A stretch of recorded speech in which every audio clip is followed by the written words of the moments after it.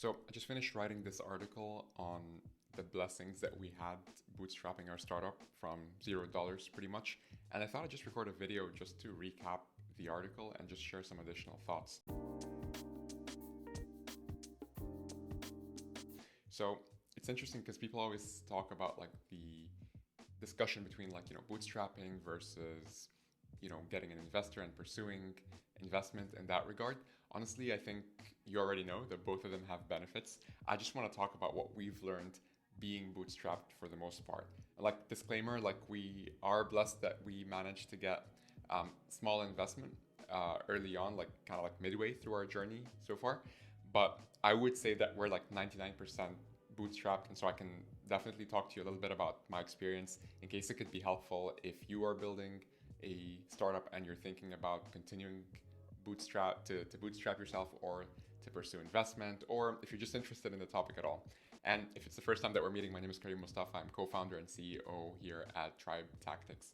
So yeah, let's jump right in. First of all, one of the things that we learned is that bootstrapping teaches you persuasion skills, right? We will always have more ideas than time and resources to execute them. When we were and continue to bootstrap our startup, like this is definitely something that was applicable to us. There were so many amazing talent and just functions that we were looking to fulfill. And simply put, we just couldn't afford it. Like it was just so, we were aware of the market rate, and we just know that we were not able to afford that. And it's not like investment was around the corner either. And so it really taught us how to be persuasive in the sense of just looking at how you could look at things from a different angle. So one of the things that has been inspiring me and my team for a while is this book called The Obstacle is the Way by Ryan Holiday. It's an incredible book. I cannot recommend it enough. And by the way, if you're going to be tuning into these videos, I'm warning you early on, I'm going to keep talking about this book again and again. But the premise of this video is that it basically says, hey, like every time you have a obstacle, don't like cast judgment on it right away. Don't see it as a bad thing right away. Try to like just look at it objectively and be like, okay, well, how do I use this as a way to benefit myself? How do I actually learn something from this and make it so that I'm actually better off that this happened? And if this didn't happen, I would have been worse off, right? And so one of the things that we realized very early on is like, okay, no cash, perfect, it's time to sell. I was never really in a selling role before. The max I got to was pretty much like marketing. And so I was never really in like a sales role per se. We had to learn, right? Like we went on YouTube, we talked to our friends who were salespeople, read like a bunch of books, right? And we just tried to just do it through trial and error. And this was one of the things that we realized like early on. And so going back to the point on persuasion, like persuading great people that maybe we would have never even be able to afford their true worth, market rate or not, we had to really do our research and think about, okay, well, what are the other things that motivate people beyond money? And we came across things like obviously autonomy, like feeling freedom, feeling a sense of freedom, feeling a sense of the fact that they're growing their skills, and that they're just getting a sense of meaning. And we realized that these things actually do resonate with a lot of people. Now, of course, naturally, for a lot of people, the money component is still number one. But in the same time, it's just one of many other things. And so, we went out with that proposal, and we were grateful that there were some people that decided to take us up on that, and we're so grateful to their help because it got us to where we are today, right? So that's definitely one of the things and kind of like blessings of bootstrapping. Like it teaches you, that like tough love of like learning how to be persuasive. And that kind of leads to the second point, and the second thing that we've learned is it teaches us sales skills, and I kind of touched on that earlier. But again, like we didn't have like the cushion of investment to be like, to do something else basically. Like we just realized that we had to face the music and just go out there and sell. And sometimes, for me personally, like it was pretty daunting at the beginning because in my mind, I'm like, look, like they either want what we sell or they don't. And so, for me, I wasn't sure like how to make it like less awkward. And one of the things that I came across which really helped me is to think of it as like customer feedback calls. So like have arranging like customer development calls or customer feedback calls, and to be upfront with people about that and say, look, like, the reason why I'm speaking with you is because, we are just trying to get feedback on this thing that we're building. And again, many times during that conversation, they'll be like, wait a minute, is this actually something you guys are offering? Because this is like a very real pain point for us right now. And that's kind of like how we got our start, like just starting with like feedback calls and feedback conversations. And from there, we were able to build our confidence to go into people and say, okay, look, from our research, you are probably experiencing X, Y, Z. Is that true? Let's have a chat about it. Let's see if we can share any like value your way, including obviously like working with us. And I think what pushed us to do that is, just the fact that we were bootstrapped, like we had no option but to go and sell. So that's one of the other things that I would consider a blessing of bootstrapping if you're thinking about it yourself. People always talk about like, get out of the building and talk to customers and stuff like that.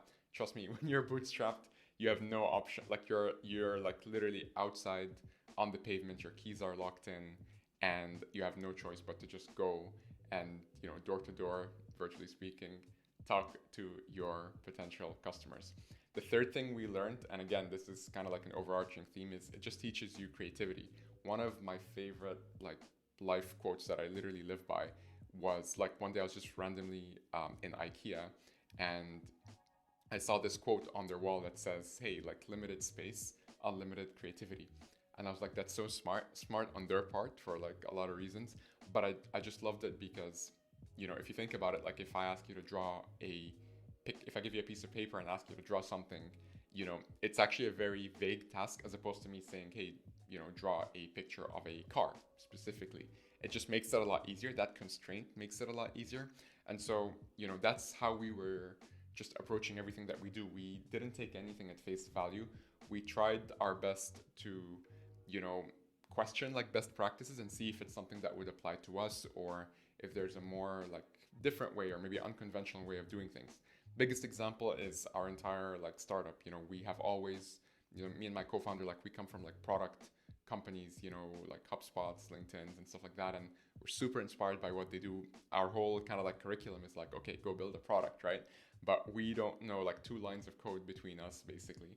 And, both of us were like non-technical co-founders. And so we thought, okay, let's just build like what we thought would be like a caveman version, like a service of this product and what it could potentially be.